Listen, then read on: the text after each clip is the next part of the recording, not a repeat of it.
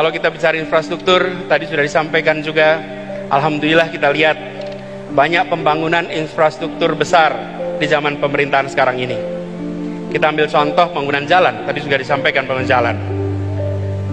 Media, ada tim jurnalis dari media Kata Data, ini mengumpulkan datanya. Izinkan saya kutip di sini.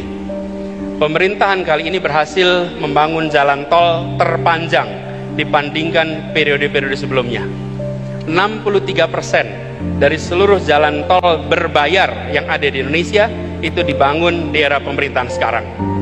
Sepanjang 1.569 km dari total 2.499 km. Itu adalah jalan berbayar.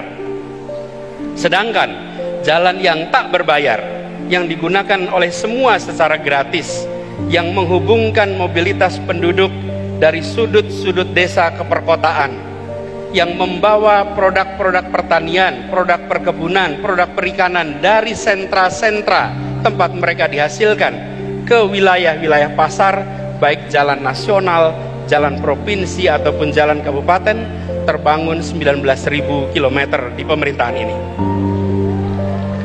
Kalau coba saya bandingkan dengan pemerintahan 10 tahun yang lalu, di zaman Presiden Pak SBY, jalan tak berbayar yang dibangun adalah sepanjang 144.000 atau 7,5 kali lipat. Bila dibandingkan dengan jalan nasional, di pemerintahan ini membangun jalan nasional sepanjang 590 km.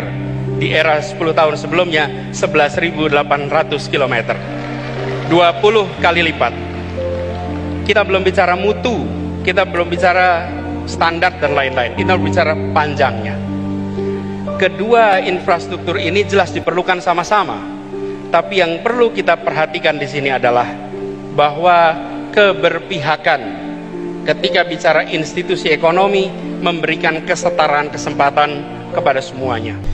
Assalamualaikum warahmatullahi wabarakatuh. Teman-teman, jumpa kembali dengan Enjoy Channel, channel yang membahas berita teraktual, terhangat, dan sedang menjadi perbincangan publik.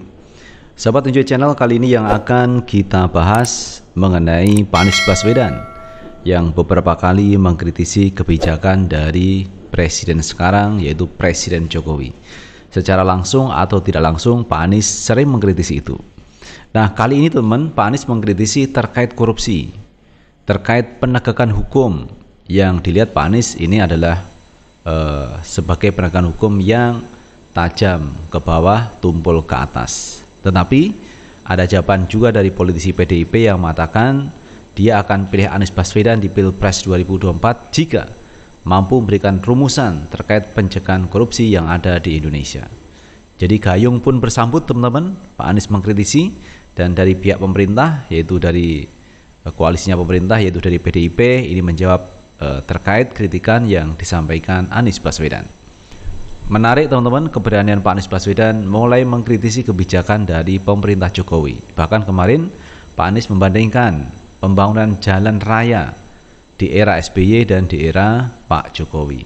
Kalau di era Pak SBY ini membangun jalan, membangun infrastruktur untuk kepentingan publik dengan gratis orang lewat, tetapi di era pemerintahan Pak Jokowi banyak membangun jalan tol yang itu berbayar, membayar kalau lewat di situ.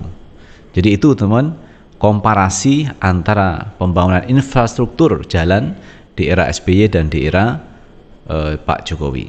Jadi inilah teman-teman, satu hal yang cukup menarik dari Pak Anies Baswedan. Yang lainnya tidak berani mengkritisi, tetapi Pak Anies berani mengkritisi pemerintah. Prabowo tidak terlihat mengkritisi kebijakan Jokowi, Ganjar tidak mengkritisi kebijakan Jokowi, tetapi Pak Anies berani melakukan kritik, masukan kepada pemerintah sekarang. Nah teman-teman, untuk lebih jelasnya coba kita baca beritanya. Kita ambil berita dari CNN Indonesia. Politikus PDIP mengatakan, saya pilih Anies jika bisa jelaskan cara cegah korupsi.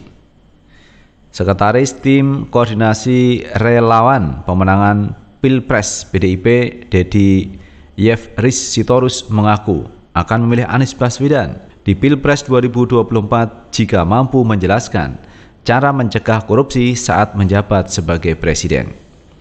Deddy awalnya menepis pernyataan dari Anies hingga Ketua Umum Demokrat Agus Harimurti Yudhoyono atau AHY terkait penegakan hukum yang dinilai tajam ke bawah namun tumpul ke atas. Menurutnya di zaman Jokowi banyak menteri dari partai pendukung pemerintah hingga pimpinan lembaga legislatif yang terjerat kasus korupsi. Masalah penegakan hukum ini persoalan kita semua. Yang sudah terbukti di selama pemerintahan Jokowi, beberapa menteri dari partai pendukungnya kurang apa?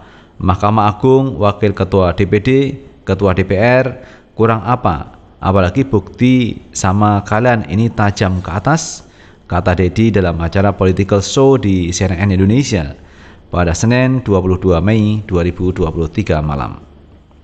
Ia mengaku menghargai kritik Anies yang disampaikan beberapa waktu terakhir. Menurutnya, masalah yang disinggung Anies merupakan keresahan Presiden sejak zaman Soekarno. Deddy mengatakan akan memilih Anies sebagai Presiden jika mampu menunjukkan cara mencegah masalah-masalah itu tidak terjadi. Kalau Pak Anies bisa memberikan rumusan bagaimana itu tidak akan terjadi, kalau dia jadi Presiden, saya ikut memilih dia. Kalau dia bisa jelaskan kepada saya, begini cara saya tidak akan terjadi korupsi selama saya memerintah. Saya pilih dia biar saya kader PDIP, kata Deddy. Sebelumnya, bakal calon presiden dari Koalisi Perubahan untuk Persatuan Anies Baswedan menyuarakan berbagai kritik terhadap pemerintahan era Presiden Jokowi. Di hadapan relawan, dia menyoroti bercokolnya para mafia di sektor-sektor yang harusnya dikuasai oleh negara. Anies menyebut para mafia ada di sektor pertanian, proyek-proyek pemerintah, bantuan sosial, kesehatan, bahkan hingga pemilu. Dia berjanji akan memberantas para mafia itu jika berkuasa nanti. Mafia-mafia itu berderet, ada mafia bagian tanah, ada parkir, mafia kesehatan, mafia pemilu, mafia bansos, bahkan mafia proyek pemerintah.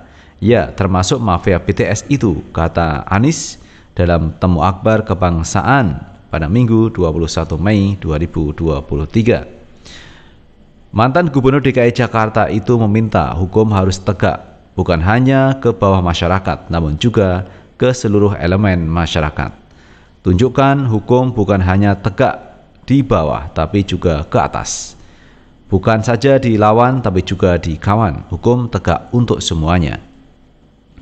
Itu teman-teman kritikan yang disampaikan Anies Baswedan kepada pemerintah. Dan saya pikir apa yang disampaikan Pak Anies ini mewakili jutaan rakyat Indonesia yang menyuarakan hal yang sama. Contoh terkait penegakan hukum.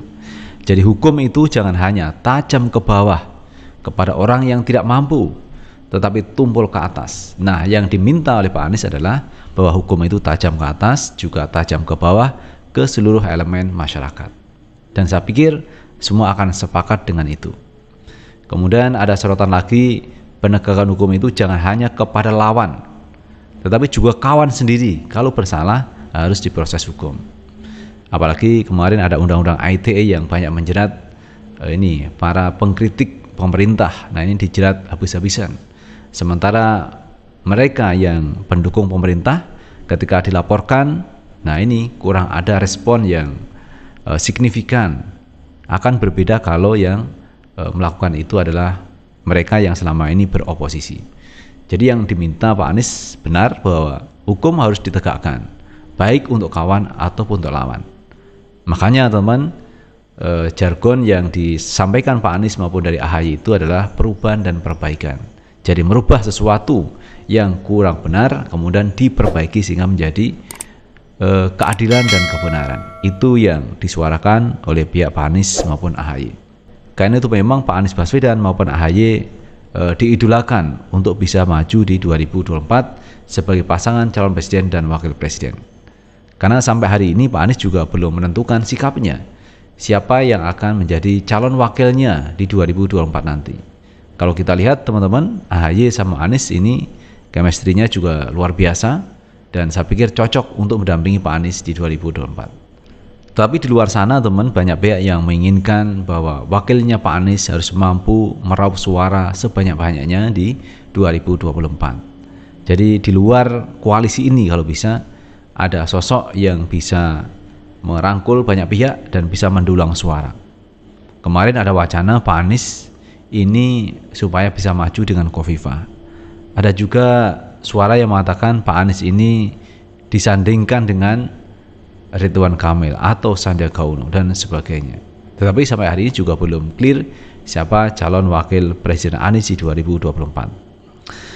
Itu sahabat Enjoy Channel yang bisa kita bahas kali ini, dan bagaimana menurut pendapat teman-teman semuanya? Silahkan tulis di kolom komentar, karena komentar teman-teman akan sangat bermanfaat untuk yang lain. Sukses selalu. Assalamualaikum warahmatullahi wabarakatuh.